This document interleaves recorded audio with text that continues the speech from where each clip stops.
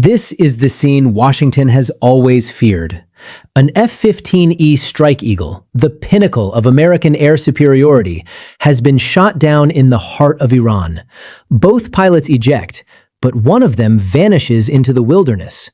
Iran launches an unprecedented manhunt, $60,000 reward.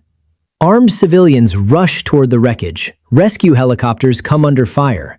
This is no longer a drone war. This is a large-scale human hunt, and every second counts to avoid a diplomatic disaster. Welcome to the heart of the Red Zone. To understand what happened on April 3, 2026, you have to look at the numbers. Since February 28, 2026, the United States and Israel have been conducting Operation Epic Fury. The stated goal is to destroy the Iranian military machine. In 1 month, over 13,000 aerial sorties have been flown. The Pentagon has deployed 2 full carrier strike groups and has already lost more than 20 aircraft, mostly due to friendly fire or technical issues. But on April 3rd, the game changes radically. For the first time since the offensive began, an American fighter jet is shot down by Iranian fire on enemy soil. The conflict enters a new era, that of direct combat and potential captivity. Everything changes on Friday, April 3rd, in the remote province of Kogiluya and Boyar Ahmad in southwestern Iran. Iranian state media announce with fanfare that they have shot down an American fighter jet. On social media, amateur videos show debris in flames, scattered over several hundred meters. The Tasnim news agency claims it was a stealth F-35, which would be a massive propaganda coup. But rapid analysis of the images by NATO experts leaves no doubt. The vertical stabilizer, the shape of the ejection seat, and the partially visible markings match an F-15E Strike Eagle. This 2-seat aircraft, a true flying bomber, is an icon of the U.S. Air Force. It can carry more than 10 tons of munitions and fly at Mach 2.5. But that day, it became a target. According to U.S. officials cited by the New York Times, the F-15E was hit by a Russian-designed air defense system, the third Khordad, a medium-range surface-to-air missile that has already proven itself in Syria. The impact is violent. The aircraft disintegrates in mid-air. Both crew members eject at the last possible moment. On the ground, the situation becomes explosive. Iran is not content to simply claim this tactical success. The regime immediately shifts to psychological and popular warfare. On state television, the police issue a solemn call. If you capture the enemy pilots alive and hand them over to the armed forces, you will receive a generous reward. That generous reward is 10 billion tomans, or about $60,000. Within minutes, the entire province turns into a hunting ground. Armed civilians flock to the crash site, some with assault rifles, others with simple sticks. Images broadcast by the Revolutionary Guard show charred debris, torn cables, and above all, an empty ejection seat abandoned in a rocky field.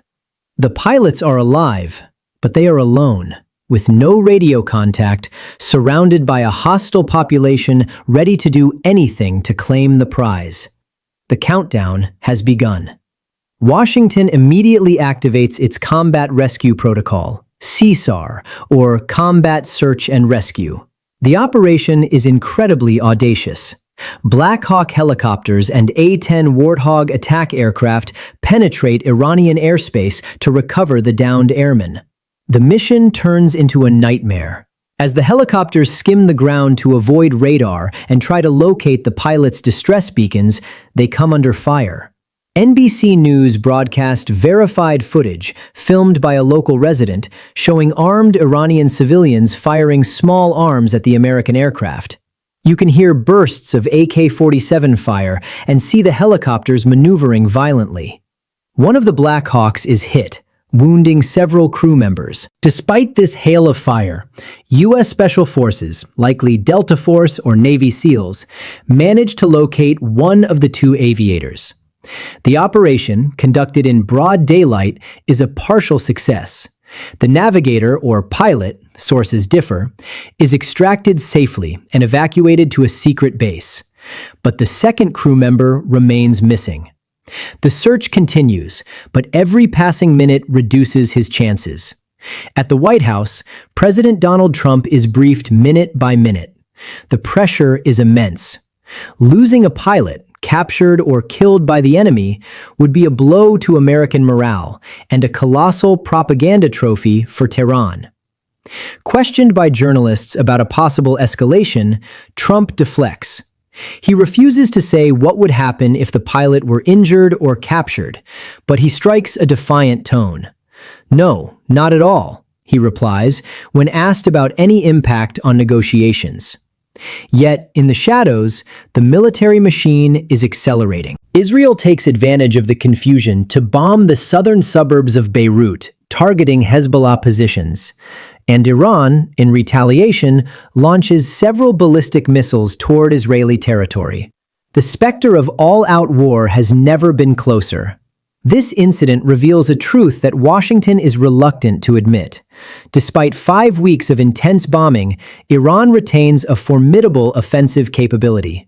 But this is also a failure for the Iranian regime. The downed aircraft was not a stealth F-35 as they claimed, but an older F-15. This weakens their narrative of a crushing victory. Military experts note that Iran likely used a decoy or a ruse to lure the American fighter into a zone covered by its missiles.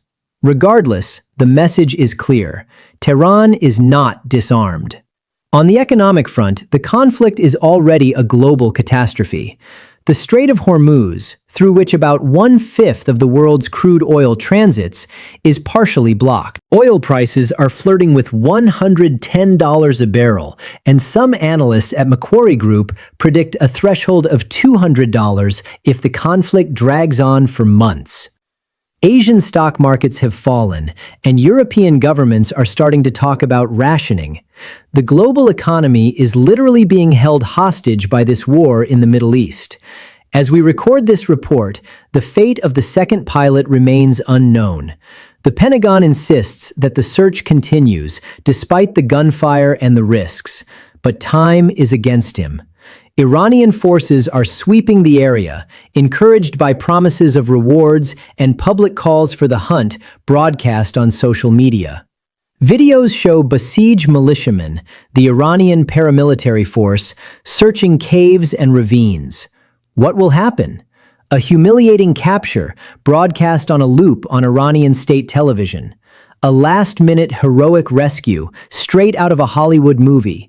Or another U.S. raid to recover him at the risk of triggering World War III. What is certain is that the F-15 shot down over Iran will go down in history as a symbol of a war where technology is not everything, and where the human being, hunted like an animal, becomes the main issue.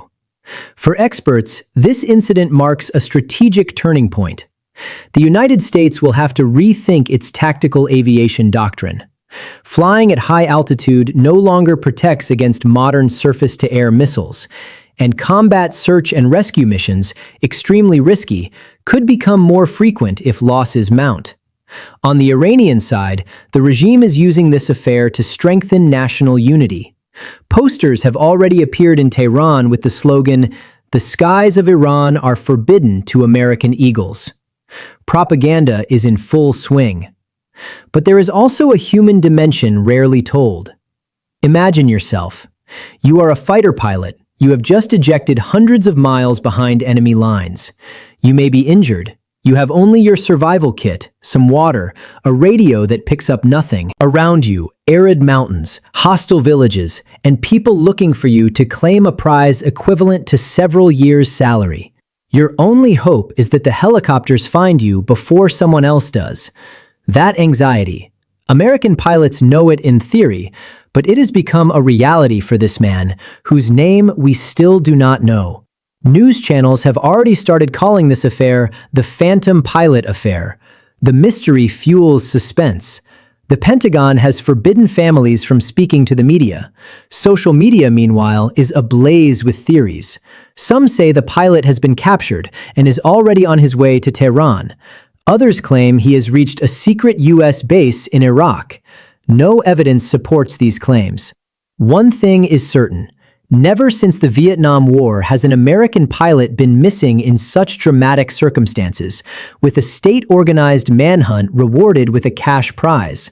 The closest precedent was in 1999, when an F-117 crashed over Serbia. But at the time, the pilot was recovered within hours. This time, the hours are adding up, and hope is fading. We contacted former F-15 pilots for their testimony. All refused to speak officially, but one of them, speaking on condition of anonymity, told us, "Every time we take off for a mission over Iran, we know that the safety net is very thin. CSAR is fine, but if you go down in a mountainous area inhabited by militiamen, your chances are almost zero." This chilling assessment sums up the reality of this asymmetric war. In the meantime, the international community watches, powerless. The United Nations has called for restraint, to no effect. China and Russia, allies of Iran, have discreetly congratulated Tehran for its legitimate defense, while calling for de-escalation.